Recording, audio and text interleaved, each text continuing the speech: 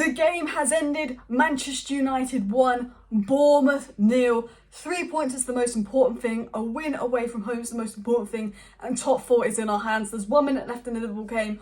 1-1 between Liverpool and Villa. If things stand that way, and I actually beg that Liverpool don't score, then United need 1 point from their 2 remaining home games to get top 4. Considering we've not lost at home for like a very long time. I can't remember the last time we lost at home. It was a very long time. I think that is top 4 pretty much done, sealed, unless something catastrophic happens. But Chelsea have got nothing to play for. Fulham have got nothing to play for. We are at home. That should be top 4 for Manchester United. So big 3 points. Look, I didn't watch all the game. I was having a few drinks. So I was keeping an eye on the game. You know, I'm out, obviously, as you can see by different background. But United played all right. But I just think, you know, defensively, it's like what I say about every game. I think defensively, very good, very solid. I mean, look, De Gea's won the Golden Glove. We've got the most clean sheets this season. That speaks for itself, you know. I don't think it's De Gea that we've got the most clean sheets. I think it's the addition of Martinez, the partnership of Martinez and Varane, the fact that we're not playing Maguire anymore, Luke Shaw's growth, Luke Shaw back to his best. Wan-Bissaka's been solid, Dalot's been solid. This defence for United all season has been absolutely solid. And it is that back 4 that is the reason that we are probably going to get top 4 and qualify for the Champions League. And when you think about it, when we predicted United at the start of the season, we were thinking 6th or 7th. We had our worst season defensively ever last season. I think we only kept like 8 clean sheets or something awful last season. It was our worst ever defensive season. Most goals we've ever conceded in a single season last season.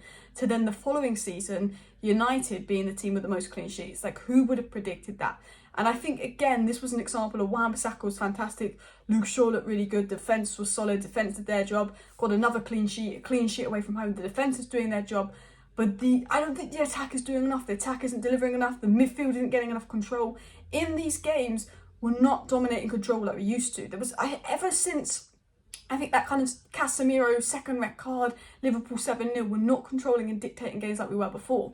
Evidently, we obviously need midfield transfers to come in, attacking transfers to come in. Going forward, that is where we lacked. Anthony wasn't on its day. I thought Bruno was particularly poor, but United aren't controlling games. I saw a tweet from Harge and he said, every game is pure chaos, regardless of the opposition. No game control, no penetration in attack, he said. And it's true. I think the defence is doing their job. When we lost 1-0 to Brighton, the defence did their job, and obviously that was that fluky penalty in the dying moments. But that moment at Brighton, the defence had done our job, but the attack couldn't score. The midfield couldn't control the game. Nothing could flow through. Now, I actually think Casemiro did his job today. I mean, that goal from Casemiro was absolutely excellent. Casemiro controlled the game. Well, he did his bit, but Eriksen I thought was pretty stinky. Bruno, he might as well play for Bournemouth today. I think Bruno's arguably been our player of the season. He's up there. It's one of our best players this season. But he offered nothing today. He just so little control. And I see everyone going on Jadon Sancho. Now, I do think Garnacho comes on raw, has an impact. You get more from Garnacho than Sancho, but I see everyone going in on Jadon Sancho today, and you know, and maybe you saw something I didn't see. Look, Sancho defensively tracking back, not in it. When he does run, he does look like he's holding his iPhone in his pocket.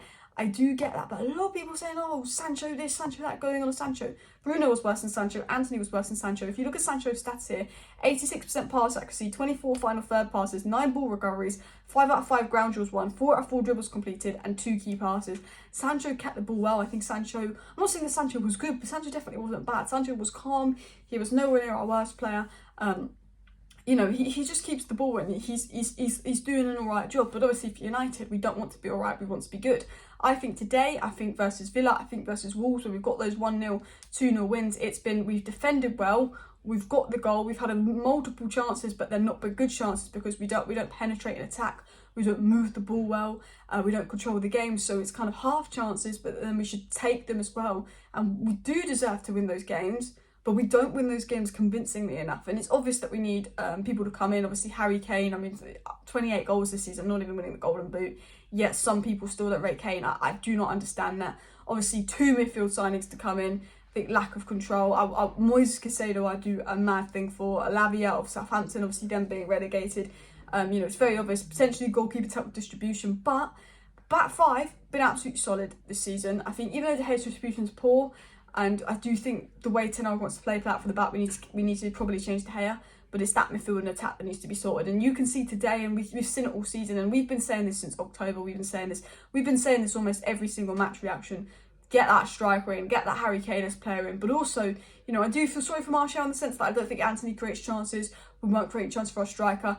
but Bruno does generally create chances. He was just poor today. Bring in that midfielder that can play alongside Casemiro, help control the game, help control possession, bring in that striker so we can take our chances. Liverpool have officially drawn 1-1 now, so we just need 1 point against Chelsea or Fulham in our remaining games. And as I've said, they're both at home, so I think that will be absolutely fine. I think United will get those points as well. And at the end of the day, I think this Bournemouth game, if I was really going to analyse it, it's just a very important 3 points.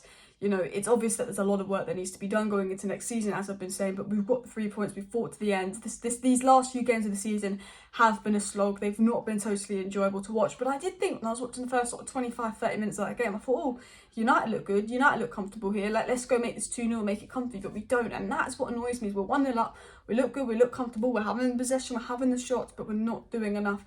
Anthony doesn't score goals, Sancho doesn't score goals, Martial's not getting any service, Bruno's erratic. You know, Casemiro did his job and Casemiro pulled us through, but I need more from the attackers, I need more from the midfielders. I think the defence has absolutely delivered this season. I think if we do not get top 4, if for some reason we end up losing to both Fulham and Chelsea, which we shouldn't do because we have to get 1 point, because there's no way Liverpool are bottom and it's Southampton, you know, if we end up losing it somehow to Chelsea and Fulham, you know, even if the defence did something awful, are we blaming the attack this season for not delivering enough? Because everything has come through Marcus Rashford. Marcus Rashford has delivered most of our goals, and, you know, without Rashford, whether you like Rashford or not, I mean, I know some United fans aren't actually a big fan of Marcus Rashford and think he makes us worse. I don't understand that Rashford gets goals. But without, you know, Rashford, a lot of our attackers haven't delivered on the goals. And obviously, hopefully we will sign a striker, and hopefully we will sign a midfielder. Romano said that United should sign a midfielder, and we are obviously prioritising Harry Kane and strikers. And I do think, you know, we are a long way off Manchester City, and it shows we need investment. But the most important thing about this is so far Erik has played 59 matches as United manager, got 40 wins, a 67.8% win rate. He's pretty much got top 4 secured, a trophy, and is in another final. I think when you look at this, when we look at where we're at, I assume we're going to get top 4. If we don't, that is catastrophic. But Ten Hag has done an absolutely fantastic job at Manchester United for a first season. I didn't think we'd get a trophy. I didn't think we'd finish in the top 4. And when I was saying that United need investment, my point was if we finish in the top 4, it's a lot easier. If we finish in the top 4, we have more money to spend. It was said that United will sign a top striker and top midfielder if they finish in the top 4 because we've got significantly more budget. But also if we finish in the top 4, we can attract certain names. McAllister might choose United over Liverpool because we're in the top 4. I think he'll go to Liverpool because I think United won't be able to do anything on transfers for a while because of this takeover. You know, Lavia might have an offer from Liverpool, Chelsea and United. United are in top 4. You top 4, not only are we United, so we're a big club and we can pay like and match anyone's wage offers, but if we're in the Champions League, if United are in the Champions League, you know, that is pretty much a gold mine for Manchester United to get the players that they want. Ten Hag said he's spoken to the players that he wants, they've spoken to the targets they want to come to United, just need top 4 to kind of get that as well. Have to say, if I was going to review the game, wasn't impressed with Anthony. I thought Sancho was okay, but I want more. I thought Garnacho was more exciting than Sancho. Garnacho comes on, he instantly makes an impact. I'd like to see more of Garnacho. I thought De Gea actually was decent today. I thought the back 4 was absolutely solid. I thought Wan-Bissaka was particularly impressive. And I think, I mean, Weghorst comes on. What does Weghorst offer? Absolutely nothing. Sometimes I question Ten Hag's man management, I will say that. But look, I'll be honest with you, don't completely deep dive into my analysis. I didn't watch lots of the game. I kind of watched the first 25 minutes, then kind of had it on and I didn't really look at it just because I've been out, and that's why there was no watch along and stuff. So I wasn't fully focused onto the game, but I will do and look back at some bits of 5 things we learned tomorrow from the game. But also there's a big story on Kim Min-jae and a big story on United signing Raymond Højlund and Kane, so I'll also talk about that tomorrow. So make sure you subscribe, smash a like. Thank you for watching. See you next time. Bye.